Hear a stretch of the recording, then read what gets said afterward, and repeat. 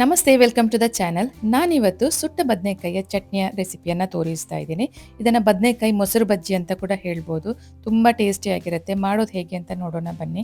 ಆದರೆ ಅದಕ್ಕಿಂತ ಮುಂಚೆ ನೀವಿನ್ನೂ ನನ್ನ ಚಾನಲ್ಗೆ ಸಬ್ಸ್ಕ್ರೈಬ್ ಆಗಿಲ್ಲ ಅಂದರೆ ಇವಾಗಲೇ ಆಗಿ, ಹಾಗೆ ಪಕ್ಕದಲ್ಲಿ ಬರುವಂಥ ಬೆಲ್ ಐಕನ್ನ ಕೂಡ ಕ್ಲಿಕ್ ಮಾಡಿ. ಮೊದಲಿಗೆ ಬದನೆಕಾಯಿ ಸುಡೋದಕ್ಕೆ ನಾನಿಲ್ಲಿ ಒಂದು ಗ್ರಿಲ್ಲು ತಗೊಂಡಿದ್ದೀನಿ. ನಿಮ್ಮ ಮನೆಯಲ್ಲಿ ಒಲೆ ಇದ್ದರೆ ಕೆಂಡದಲ್ಲಿ ಸುಟ್ಟು ಕೂಡ ಈ ಚಟ್ನಿ ಮಾಡ್ಕೊಳ್ಬೋದು. ಒಲೆ ಇಲ್ಲದವರು ಈ ಥರ ಗ್ಯಾಸ್ ಮೇಲೆ ಕೂಡ ಸುಟ್ಕೊಳ್ಬೋದು.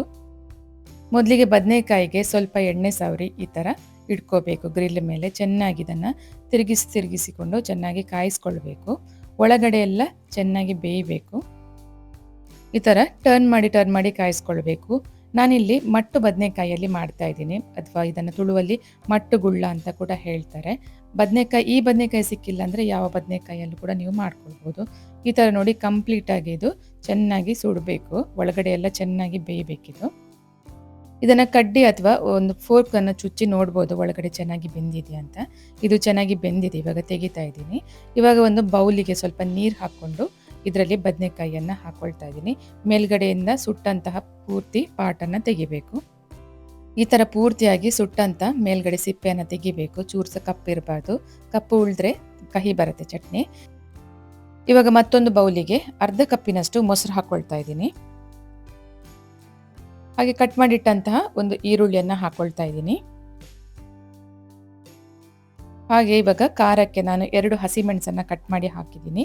ಖಾರ ನಿಮಗೆ ಜಾಸ್ತಿ ಬೇಕಾದರೆ ಒಂದು ಹಸಿಮೆಣಸನ್ನು ಜಾಸ್ತಿ ಬೇಕಾದರೂ ಹಾಕ್ಕೊಳ್ಬೋದು.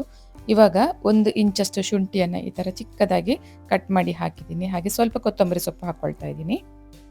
ಇವಾಗ ಇದಕ್ಕೆ ರುಚಿಗೆ ತಕ್ಕಷ್ಟು ಉಪ್ಪು ಹಾಕ್ಕೋಬೇಕು.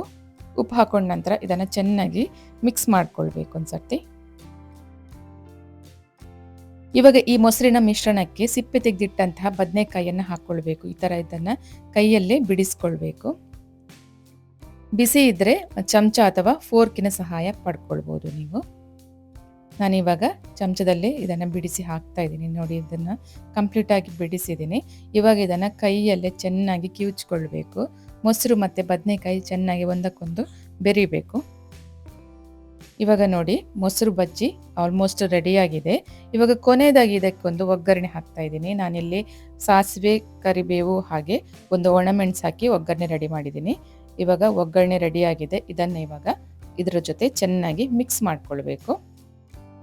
ಇವಾಗ ನೋಡಿ, ಬದನೆಕಾಯಿ ಚಟ್ನಿ ಅಥವಾ ಬದನೆಕಾಯಿ ಮೊಸರು ಬಜ್ಜಿ ರೆಡಿಯಾಗಿದೆ. ಬಿಸಿ ಬಿಸಿ ಅನ್ನದ ಜೊತೆ ಸೈಡ್ ಡಿಶ್ ಆಗಿ ತುಂಬ ಚೆನ್ನಾಗಿರುತ್ತೆ. ನೀವು ಕೂಡ ನಿಮ್ಮ ಮನೇಲಿ ಒಂದ್ಸಲ ಟ್ರೈ ಮಾಡಿ ನೋಡಿ.